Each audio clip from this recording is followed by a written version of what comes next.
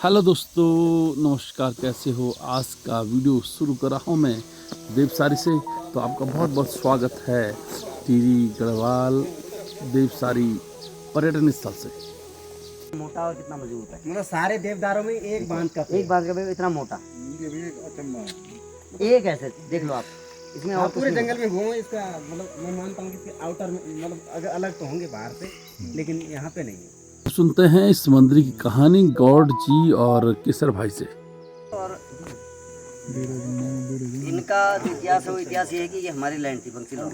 तो ये जो टेम्पल है, ये जो ज़मीन है, ये हमारी बंसी लालों की ज़मीन थी। इसमें 4 गांव के देवता हैं अभी वर्तमान में, नहीं 6-7 गांव के देवता हैं। यहाँ पे वैसे धरती नाग देवता की है, नाग टिब्बा है तो शेषनाग की धरती है, लेकिन मध्य में जो ये धरती है ये कोणेश्वर महादेव की धरती है। यहाँ देवी यही नाग देवता का, जैसे आपकी तरफ जाएंगे देवी है ना, देवियों का जगह है। यहाँ पे अगर आप देखें तो यहाँ नाग देवता की धरती है। जिस गढ़वाल इधर आप जिस रीजन में आप हैं, नाग राजा और नाग देवता का है। तो नाग देवता में हो गए शेषनाग, बौखनाग, जो उनका में भगवान कृष्ण हो गए, तो ये भोले शंकर हैं। इनके नाम अगर आप देख सुना होगा तो थलेश्वर, जलेश्वर, जो जल में है, जो जलेश्वर हैं, थल में थले, कोणेश्वर, सोमेश्वर, ऐसे नाम हैं इनके। तो ये कोणेश्वर महादेव इनका नाम है, कोण में है। इसकी कहानी ये है, हमारे पूर्वज बताते हैं कि भाई हमने ये देवलसारी को ऐसे देखा।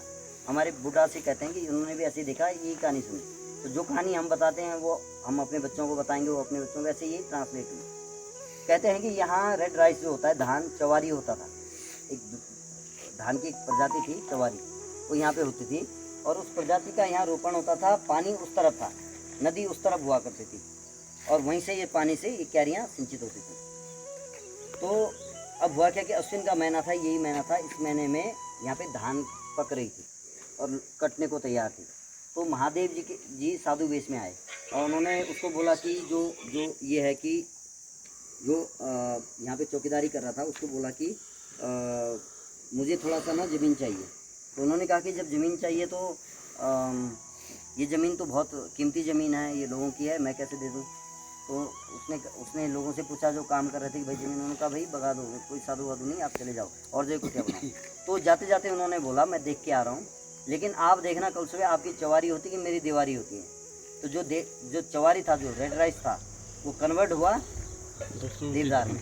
और आप देख सकते हैं ये पेड़ देखिए आपकी जैसे रोपे हुए हैं, जैसे धान रोपी गई थी, उस धान का कुछ दूरी होता था। अभी की धान तो हम छुटा रहे हैं, उसकी दूरी होती थी, उसी दूरी पे यहाँ पेड़ थे। लेकिन धीरे धीरे क्या हुआ, बारिश हुआ, इन पे बिजलियाँ बहुत गिरती है, बिजलियाँ गिरी। फिर आपको याद होगा जब गौरा देवी का जब आंदोलन हुआ, यहाँ पे भी भगांत कटांत हुआ, ये भी कटा, यहाँ से भी कट के ये नदी हुआ करती थी। इतना पानी होता था इसमें कि इसमें ना वो ईंटें बना के इससे बहा के नीचे यमुना टॉल आसन है ना, आसन बैराज में इसको ले जाया जाता था, वहाँ तक ले जाया गया था नदी से बहा के, क्योंकि ट्रांसपोर्टेशन नहीं था ना। तो नदी के रास्ते से इनको बहाते बहाते वहाँ तक ले जाते थे। तो ये इसकी छंटनी हुई, वरना हमने भी देखा हुआ है, हमारी भी याद भरी है, इसके अंदर धूप नहीं आती थी। लेकिन अब धीरे धीरे जैसे पेड़ ना सूख रहे हैं, कुछ बारिश से कुछ गिर रहे हैं, तो उससे ही कम हो रहा है। तो मध्य में अगर तो इसके अंदर जब भगवान जी जब विराजित हुए तो लोगों ने सुबह देखा, तो उन्होंने देखा ये तो पता नहीं क्या जम गया। फिर उस समय के सात्विक लोग थे, उन्होंने उससे पूछा क्या हुआ। उसने सारा वृत्तांत बताया, कल ऐसे आया, उसने ऐसे श्राप दिया, ये हो गया। तो अंदर जब वो गए तो इस मध्य में जब उन्होंने देखा स्वयं भूता, स्वयं शिवलिंग है, जैसे केदारनाथ में है ना स्वयं शिवलिंग, अंदर भी स्वयं शिवलिंग है, ठीक है। वो शिवलिंग के रूप में है, गोल में। और कई सौ साल तक ऐसे रहे वो पूजा। उसके बाद इस गांव का नाम पुजारी पड़ा, क्योंकि इस गांव से उन्होंने पुजारी को नियुक्त किया। इस गांव का नाम है पुजारी, लेकिन पुजारी गांव से इसका नाम पुजारी पड़ गया, तो यहाँ से उन्होंने नियुक्त किया। हाँ, उसमें ऐसा है कि जैसे यहाँ पे वो थोड़ा सा साधु जी जो आते हैं, कोणेश्वर महादेव जी, वो बोलते हैं मुझे जमीन दे दो थोड़ा रहने के लिए। हाँ, लेकिन जो किसान यहाँ पे जो रखवाली के लिए, और क्या होता है कि गांव में पहले पुराना रिवाज था कि हर परिवार से एक दिन एक की बारी, एक फ्रिक्वेंट मतलब ऐसा फ्रिक्वेंसी बनी होती है कि मतलब बराबर एक दिन का एक दिन बारी रहेगी मतलब। तो जो किसान यहाँ पे था, तो साधु ने बोला भैया मेरे को तो ज़मीन चाहिए थोड़ा सा, जैसे आपने अपनी कुटिया बना रखी है, तो दिन में होते नहीं बारिश बुरिश बचने के लिए एक हम लोग बनाते हो, कुटिया ही बोलते थे वो। तो वो मतलब बनाया था। बोला मैं भी ऐसा ही बनाना चाहता हूँ, मुझे भी थोड़ा जगह दे दो। तो किसान की जो जवारी थी, वो अश्विन का महीना था, तो अश्विन में उस समय हार्वेस्ट का टाइम होता है, मतलब निकालने का टाइम होता है वो धान का। उन्होंने बोला नहीं भैया हम तो नहीं दे सकते, मतलब वो तो नहीं, साधु जी हम नहीं देंगे मतलब। तो फिर साधु जी ने रिक्वेस्ट करने के बाद भी नहीं हुआ, तो उन्होंने कहा देखते हैं कल सुबह कि आपकी चवारी यहाँ रहती है, मेरी दीवारी यहाँ होती है। तो साधु जी, किसान अपने काम पे लग गया इधर उधर, और साधु जी जी वहीं पे मतलब अंतर ध्यान हो गए। अंतर ध्यान ही बोलते हैं ना, मतलब वहाँ पे वो हो गए, छिप गए वहीं पे। छिप गए। तो शाम को किसान अपने घर चला गया, उसको ज़्यादा उसने माइंड में रखा नहीं ये बात, तो गया। तो फिर दूसरे दिन दूसरे की बारी थी। अब जैसे वो दूसरा किसान की बारी जिसकी थी वो यहाँ आता है, तो जिस साइज का चवारी था उसी साइज का क्या हो गया, देवारी हो गया। तो वो तो अचंभित हो गया, भाई हमारा धान बिल्कुल निकालने के लिए धान हो गई, ये क्या हो गया। तो गांव में चर्चा हो गई, फैल गई बड़ी, मतलब वो हो जाता ना कि होता ही है। तो फिर जो किसान जिसकी बारी थी उसको मतलब उसी को पूछा गया कि क्या, मतलब उसको पूछना नहीं था, मतलब एक तरह से मतलब उसने बताया कि कल ऐसे ऐसे हुआ यहाँ पे कि जो साधु महाराज ऐसे ऐसे एक आए थे, उन्होंने बोला और ये सब हो गया। तो जो ये सामने पुजारली गांव है, वहाँ किसी एक पंडित परिवार में किसी के सपने में जो है वो साधु महाराज आए। तो उन्होंने बताया कि जो मैं साधु था, मैं जो साधु हूँ, मैं महादेव का एक अंश हूँ, जो है कोणेश्वर महादेव के नाम से जाना गया है बाद में। और ऐसी ऐसी बात है भैया, ये मुझे यहाँ पे अपने जो क्या बैठते हो उसमें महादेव का क्या होता है, जो बहुत कई सालों तक मतलब उसमें बैठते हो, तपस्या में रहते हैं ना। हाँ, उन्होंने कहा कि ये उन्होंने मेरा मुझे ऐसी एक शांत वातावरण वाली जगह चाहिए, जैसे कि वो है ध्यान ध्यान ध्यान ध्यान करने के लिए। तो फिर यहाँ पे जो है वो क्या बोला इन्होंने कि मतलब वो शिवलिंग जो है, मतलब अपने आप जो शिवलिंग, मतलब कोई बनाया हुआ शिवलिंग नहीं है, जो कि मतलब पत्थर के रूप में ही एक शिवलिंग यहाँ पे विराजमान है। फिर उसकी पूजा हुई कई सालों तक, वैसे खुले में पूजा हुई, छोटे से मतलब एक को बनाया गया था, पत्थर का ही होता था उस समय, तो हुई। और उसके बाद मंदिर का निर्माण हुआ, तो ऐसे यहाँ पे महादेव जी स्थापित हुए। तो उन्होंने फिर बताया पूजा के बारे में। यहाँ पे जो पूजा होती है ना, ओम जय जगदीश या ओम जय शिव ओंकार नहीं होती, उनकी जो पूजा है, उनका जो किया हुआ चमत्कार है, वो चमत्कार के रूप में पूजा होती है। तो यहाँ पे जो महादेव हैं वो कैसे हैं, वो यहाँ पे सफ़ेद वस्त्र में है, सिर में उनकी पगड़ी है, हाथ में उनकी तलवार है, घोड़े पे हैं वो, समझ गए। यहाँ पे इस तरीके से आए हैं, और माता पार्वती भी घोड़े में है यहाँ। तो इस रूप से उन्होंने दर्शन दिए।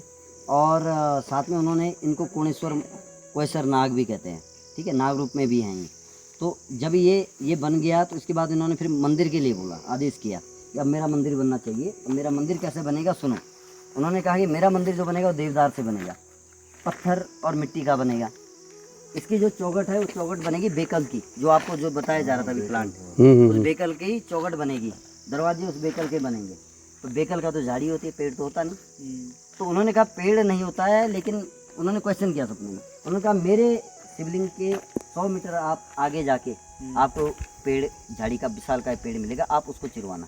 आप पहले सुबह जाना, देख के आना, उसके बाद बोलना। तो सुबह वो सबसे पहले देख के गया, सपना सच या झूठ है, तो उन्हें सच दिखाई दिया। तो फिर वो वापस आए, लोगों को बोला, फिर ये मंदिर का निर्माण हुआ। और इस निर्माण में जब पुराना मंदिर जो था, हम आप फोटो अगर पुराना देखेंगे, old Mahadev temple, Koneshwar Mahadev temple देखो, सारे सर्च करो, बहुत प्यारा था वो, मिट्टी वाला था। तो वो मंदिर था, और उसमें अभी भी, ये तो देवदार की चौखट है, लेकिन अगर कोई हमें बोले कि ये झूठ हो सकता है, तो अंदर जो है, जो शिवलिंग है, शिवलिंग में जो वो होता है ना, शिवलिंग का कुंड, उसमें वो 12 इंची तख्ते का फट्टा बेकल का वो वहाँ पे रखा गया है, अभी भी है। और जो पुरानी जो चौखट है उसकी, वो अंदर ही है, इसका वो सामान कहीं नहीं गया। तो फिर उन्होंने कहा कि देखिए, मेरी जो पूजा होगी साल भर में 2 बार होगी। तो इनकी पूजा जो होती है भाद्रपद में होती है, सितंबर में। 1 साल यहाँ होता है आयोजन, 1 साल बंसिल में होता है, हरियाली बोलते हैं जिसे, 9 दिन का होता है। तो 9 दिन का होता है, लेकिन अंदर से पुजारी जाता है। और इनकी 4 बार की पूजा लगती है, डमरू और घंटी से 4 बार की पूजा लगती है इनकी एक दिन में। सुबह 4 बजे, दिन में 12 बजे, शाम को 7 बजे, फिर रात को 12 बजे। इस तरीके से इनकी 4 पहर की पूजा लगती है। और इनकी ये भी कहानी इसमें ये भी है कि इस मंदिर में वो जानबूझ के नहीं चाहते हैं कि ये ऐसा रहे कि जैसे कॉमर्शियल, वैसे कॉमर्शियल किए हमने ना, केदारनाथ भी ऐसा ही था। जो भी मंदिर थे इनका डूज एंड डोंट था। लेकिन हमने जब सरकार ज़्यादा पब्लिक जो कुछ चीज़ें हो जाती है ना, यहाँ पे भी आते हैं कई लोग, मुझे कॉल करते हैं रोज 11 बजे, कल मंदिर खुला रहेगा। अब आप समझ रहे हैं, वेबसाइट का ऐसा भी दुरुपयोग करते हैं फ़ोन करके। नहीं, हम जब यहाँ पे आए अभी तो 50, मतलब आप जितने भी लोग हैं उसमें से 10 लोगों ने तो पूछा मंदिर आज तो बंद है, अंदर देखिए, आज तो बंद है। मतलब यहाँ तक तो इसलिए है क्योंकि अंदर हमने भी नहीं देखा। मैं ब्राह्मण हूँ खुद, लेकिन हमें भी नहीं अनुमति है वहाँ। हमें छोड़ो, जो पुजारी है ना, 4 भाई हैं, तो जिसकी बारी इस साल होगी ना अंदर जाने की, जिसने वर्णी पहनी, धोती जिस बंदे ने पहनी, जो अंदर घुसा वही रहेगा अंदर, दूसरा नहीं जाएगा। शिवलिंग हमने नहीं देखी अभी तक, मतलब यहाँ के जो हम लोग लोकल जो हम आपको बता हम रहे हैं। लोगों ने भी शिवलिंग दर्शन नहीं करे, नहीं सिर्फ किया। पुजारी ही बाहर से भी नहीं दिखते। हाँ, यहाँ पे मतलब इनका चमत्कार बहुत है। और जिस फॉरेस्ट गार्ड ने यहाँ जंगल काटा ना, वो कभी पनपा नहीं, वो फॉरेस्ट गार्ड ही रहा 40 साल तक बस। मतलब इनका ऐसा चमत्कार है। एक बार क्या हुआ, इनका मंदिर जो है, और अच्छा एक चीज़ और है, भगवान शिव का गले में क्या रहता है?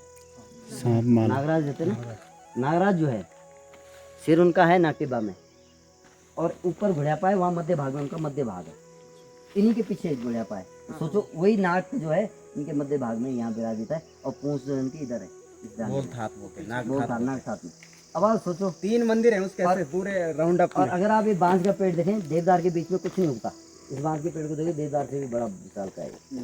तो भगवान यहाँ प्रमाण के साथ, हम प्रमाण के साथ कहते हैं यहाँ ईश्वर है। देखो नाग रूप में है, देखो जैसे फन मिलेगा, अंदर नहीं, उनके रूल है उनके।